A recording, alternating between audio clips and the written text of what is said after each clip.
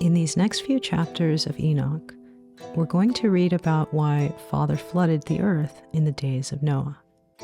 This information is important for us today, not just for historical reasons, but because what happened before the flood is part of what our Father is going to be avenging in the last days. We read in Genesis chapter 6, And it came to pass, when men began to multiply on the face of the earth, and daughters were born to them, that the sons of God saw the daughters of men, that they were fair, and they took them wives of all which they chose. And the Lord said, My spirit shall not always strive with man, for that he also is flesh, yet his days shall be 120 years. There were giants in the earth in those days, and also after that, when the sons of God came in unto the daughters of men, and they bare children to them. The same became mighty men, which were of old, men of renown.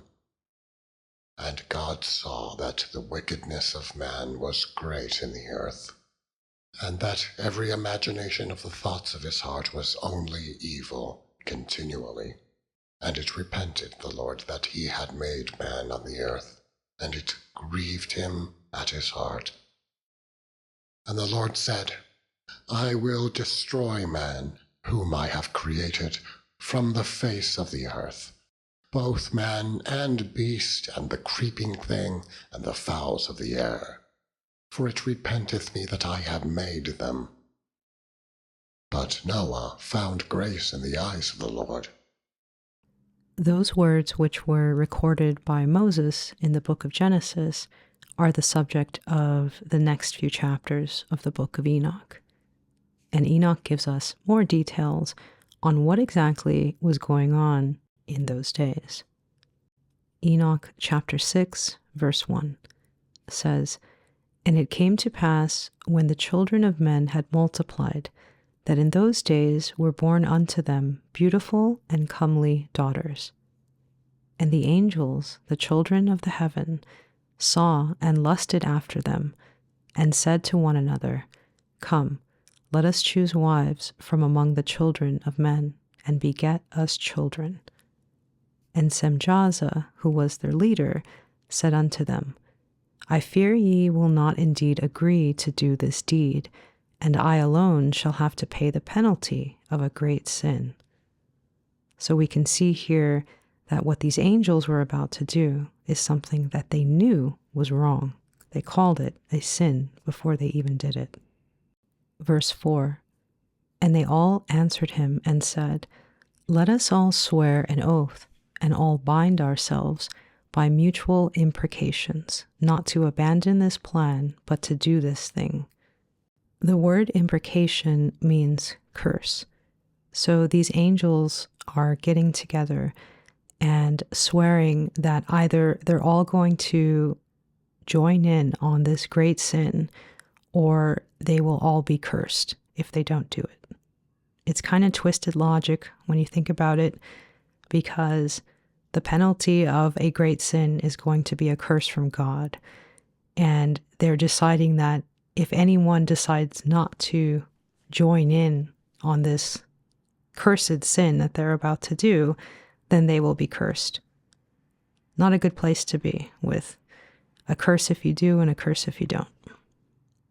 Verse 5, Then swear they all together and bound themselves by mutual imprecations, so by mutual curses upon it. And they were in all 200 who descended in the days of Jared.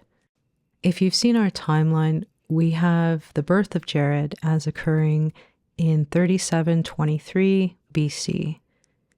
And Enoch was on earth through 3198 BC.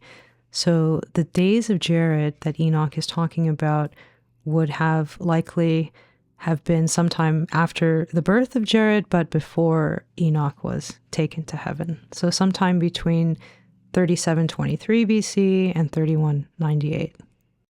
So they were in all 200 who descended in the days of Jared on the summit of Mount Hermon. Mount Hermon is located in what they call now the Golan Heights. And if you can picture the Sea of Galilee, it's northeast. So they descended in the days of Jared on the summit of Mount Hermon, and they called it Mount Hermon because they had sworn and bound themselves by mutual imprecations, curses upon it. The word Hermon in Hebrew is spelled Chet, Resh, Mem, Vav, Nahash, and it comes from the root word Haram. Now, Haram in the Bible is most commonly translated as utterly destroy and as devote something to utter destruction. So the reason the angels call this mountain the mountain of utter destruction and something devoted to destruction is because they all agreed that they would be under a curse if they didn't go through with the sin that they were about to commit. Verse 7, and these are the names of their leaders: Semiazaz, their leader, Arakiba, Ramael, Kokabiel, Tamael, Ramiel, Danel, Ezekiel, Barak-Kijal, Asael, Armoros, Batarel, Ananel, Zakiel, Samsapiel, Satarel, Turel, Jomjael, Sarael. These are their chiefs of tens. And all the others together with them took unto themselves wives, and each chose for himself one, and they began to go in unto them, and to defile themselves with them.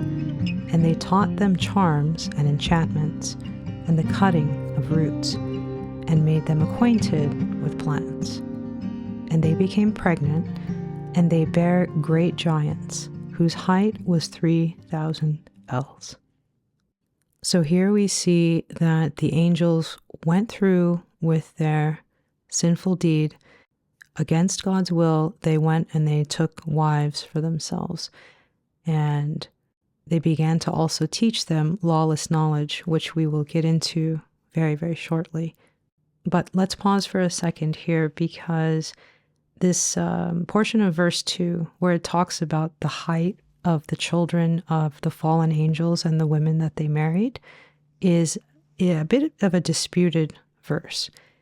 So I want to talk a little bit about the different versions of the Book of Enoch. In our first Enoch Bible study video, we mentioned that Enoch's book was preserved by the Ethiopians in their language, which is a Semitic language that has a lot of similarities to Hebrew. Now, the version that we are reading together was translated by a man named R.H. Charles back in the 1800s. And this version is in the public domain, which is the number one reason why we use it, because we want to be able to give it away for free. And if you want a copy of the Book of Enoch, we have it for free on our website. Decades after Charles made his translation, the Book of Enoch was found in the Dead Sea Scrolls. And in the Dead Sea Scrolls, there were copies and fragments of the Book of Enoch in the Aramaic language. And so those copies predated the Ethiopian copies that R.H. Charles had originally translated. So since Charles's day, there have been people who have made updated translations looking at the fragments in Aramaic and in the other languages that they found, and incorporating some of those things into their more modern translations. One really cool thing about the Book of Enoch and about the Ethiopians who preserved it is that once the Dead Sea Scrolls were discovered, you could compare the fragments of the Book of Enoch that were found there, and I believe it's about 1/3 of the entire Book of Enoch that has been found so far, in the scrolls. And so if you compare what we found in the Dead Sea Scrolls to the writings that the Ethiopians preserved, so the Book of Enoch in the Ga'az language, you can see how well they preserved the book.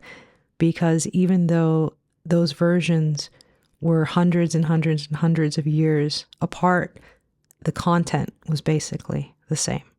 So we can rest assured that all the versions that we have of Enoch, whether it's the one that was translated from the Ethiopian, or whether we're talking about a translation that's incorporating the Aramaic from the Dead Sea Scrolls, they're all good translations.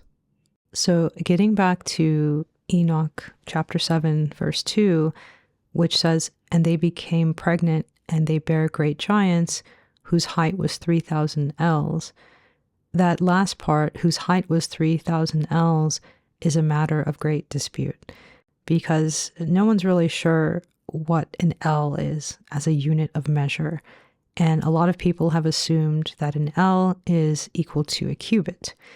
Now, if that was the case, then these giants that Enoch is talking about would be as big as a mountain. And that sounds incredibly unbelievable. But in some of the newer translations that incorporate information from the Dead Sea Scrolls, we have a different understanding of this verse.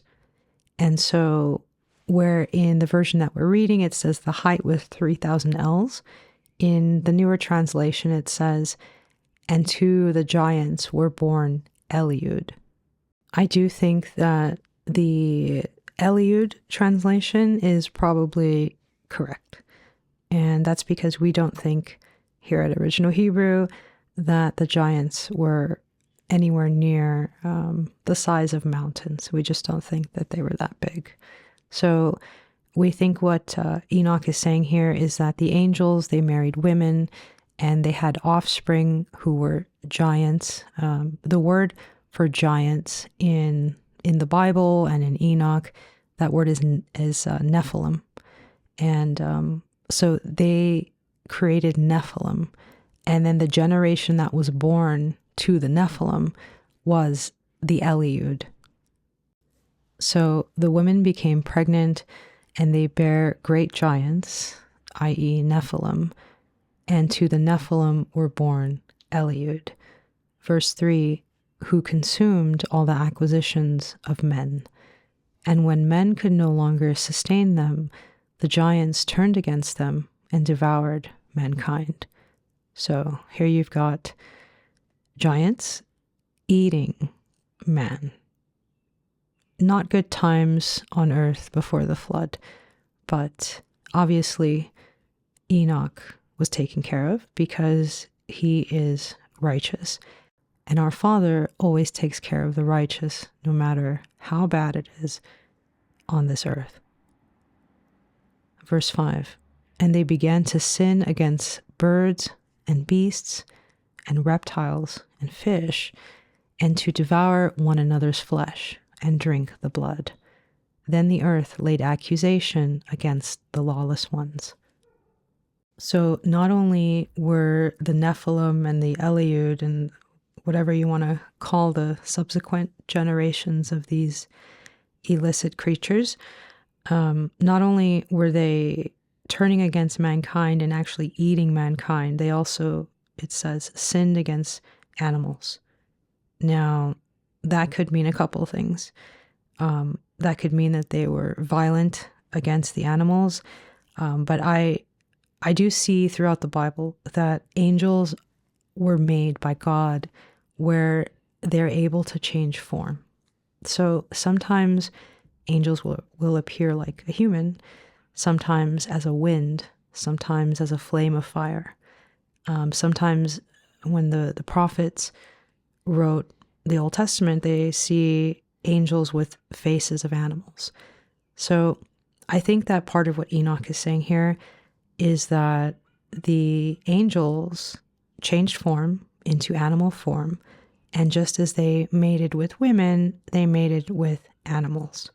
And the reason that I think that is because in Genesis 6, it says, "And God looked upon the earth, and behold, it was corrupt."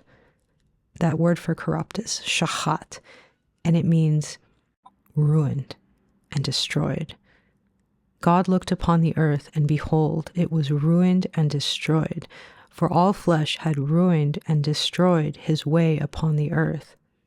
When he sent the judgment of the flood, it was not only on man, but it was on animals.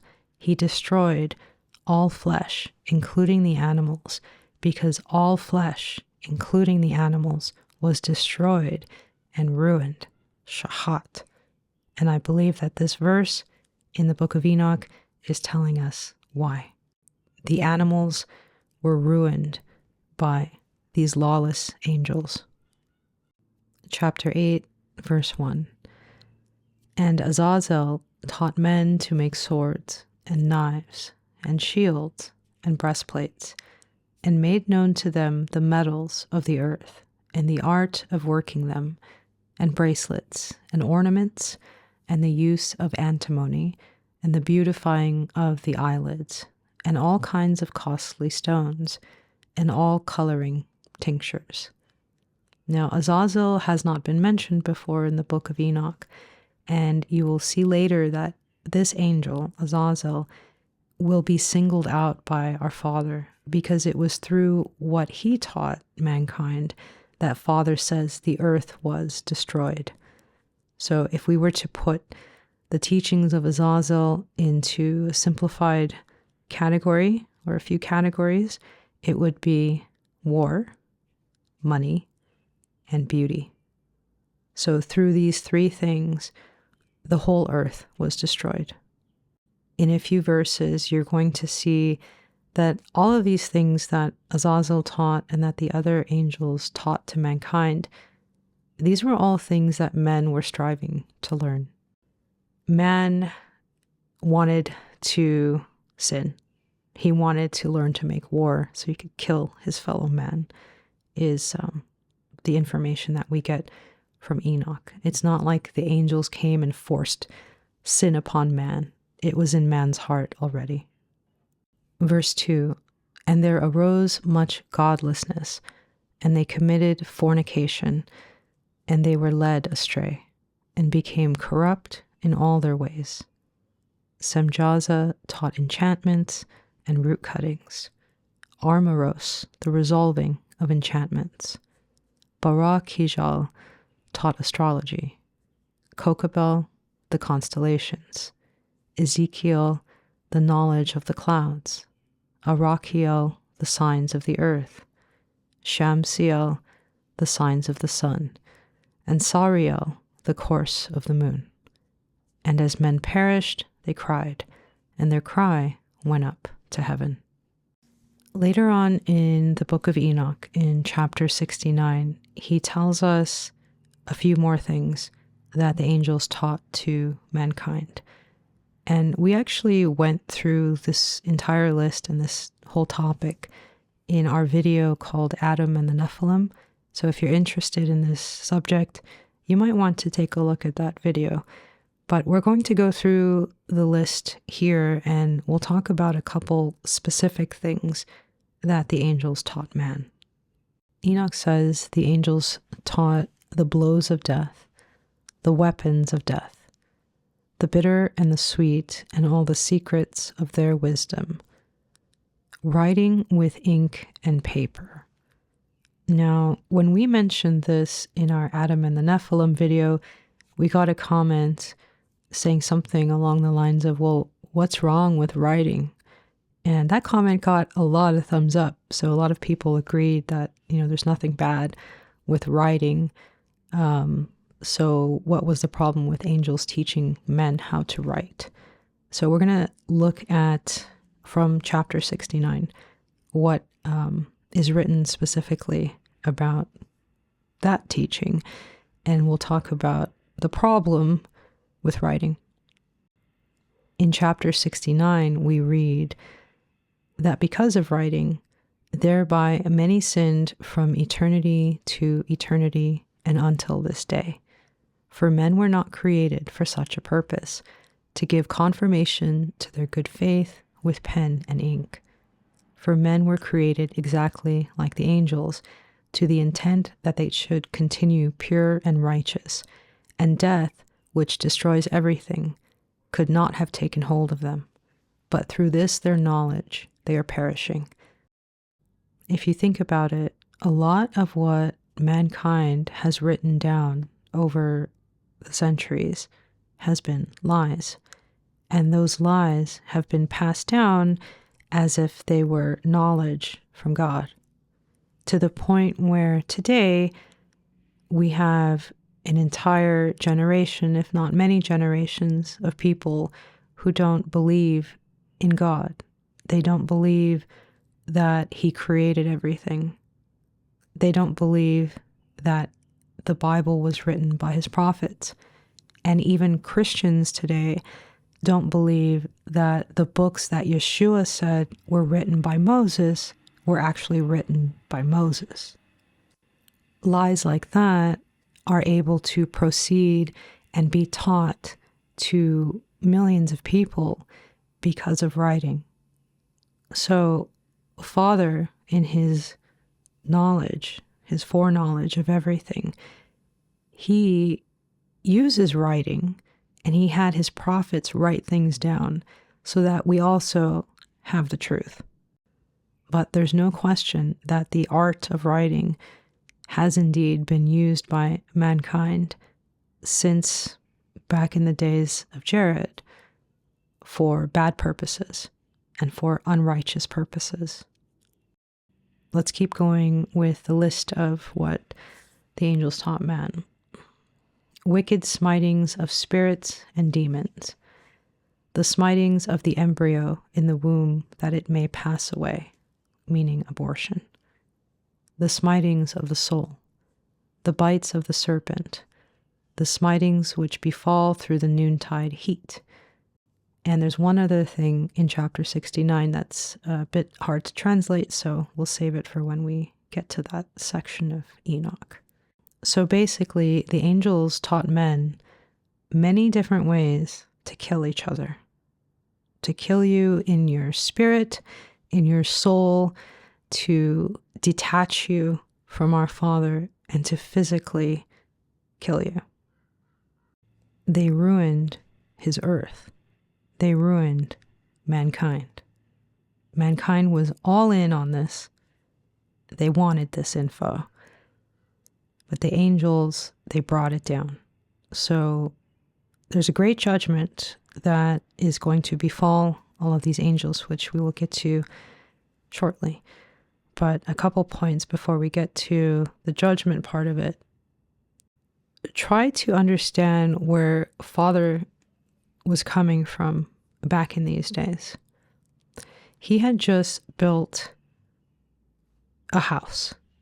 All of creation is a house that Father built. For those of you who have studied with us about Creation Week, he uses the letter Beit, which is in Hebrew is house, to talk about creation.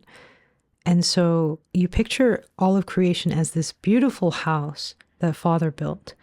And He filled it with beautiful things, with beautiful lights, with stars, with living creatures who He blessed and who He told to multiply and made it so that they could multiply, who He planted good food for, with men and women who He also blessed, who He fashioned with His own hands, and He planted things for them. So He made this beautiful place. And then you've got this group of angels that comes down to pollute and to pervert all of it. And they poisoned His creation. And they taught the people that He had created how to kill each other and shed blood all over the planet. And they ruined even the animals that Father made. So Father is just. When you see Him judging something or someone, stay on His side for that judgment, because there are things that you don't know that only He sees.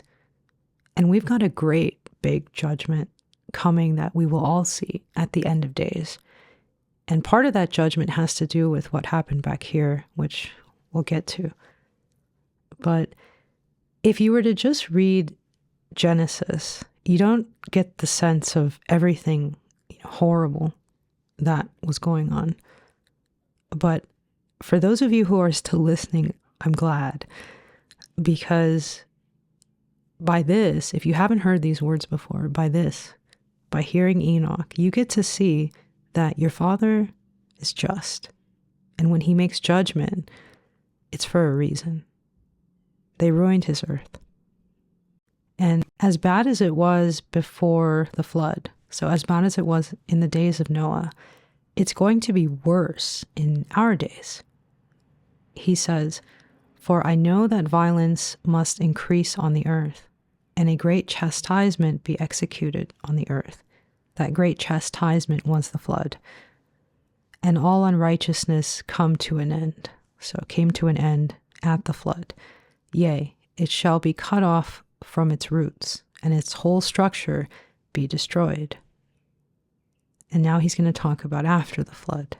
He says, "And unrighteousness shall again be consummated on the earth, and all the deeds of unrighteousness and of violence and transgression shall prevail in a twofold degree." Meaning it's going to be even worse in our days than it was before the flood. So just out of curiosity, I looked up some stats, and I'll share them with you, just about violence and about conflict on this earth. This is according to an entity called the ACLED, which is the Armed Conflict Location and Event Data. They say that 1 in 8 people are estimated to have been exposed to conflict in 2024. That's pretty high. They say 50 countries in the world have extreme, high, or turbulent levels of conflict. They say the levels of violence right now are unprecedentedly high, with several record-breaking months in the last year. They say that conflict rates are expected to increase, with a 20% increase being likely. Now, as for the smitings of the embryo in the womb, that it may pass away. So as for abortions, which the angels taught man back in the day, this is something that I come back to over and over again, every now and then. It's a website, and it shows you a live count of all the abortions in the world. And it's insane to just see these numbers, because every time a number changes, it's a death. Now, it's just a number changing to us, but our Father formed us in our wombs. And there are over 20 million people who our Father formed this year so far who have been killed. So I come back to this every now and then because I want to stay on my Father's side.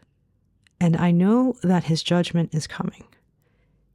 And I happen to live in a very beautiful place where I hear birds chirping, I see beautiful trees.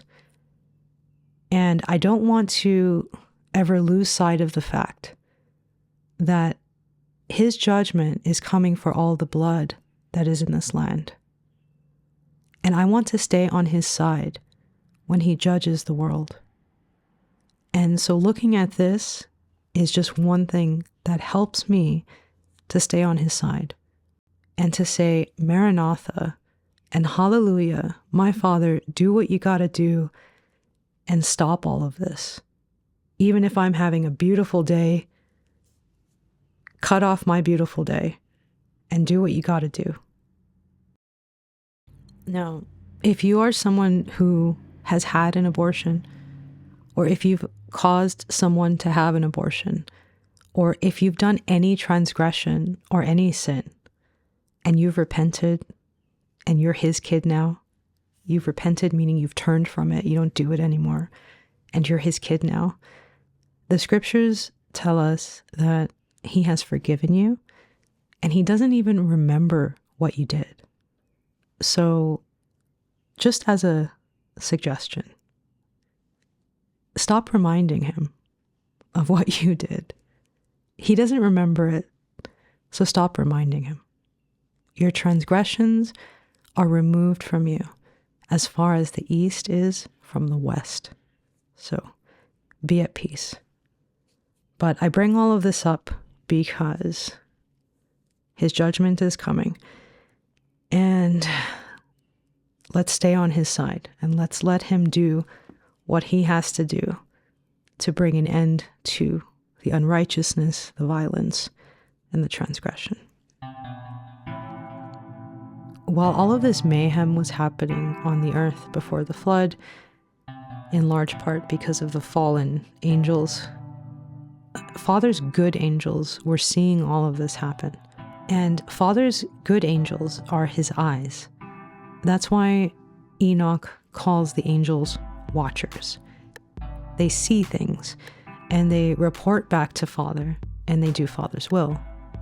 Now, our Father can see everything himself, but thankfully, he gives tasks to his servants. Whether his servant is an angel or a man or a woman, he gives us things to do. And part of what his servants, the angels, do is they watch, and they are his eyes. If you want some scriptures for this, I'm going to put a list up on screen for you. But Daniel, as one example, Daniel called the angels watchers, just like Enoch calls them watchers. And the word that Daniel used was the word ear. So here's a quick Paleo-Hebrew quiz for those of you who study Paleo-Hebrew with us. How would you spell the Hebrew word for watcher? Would it be with the picture of an eye or the picture of an arm?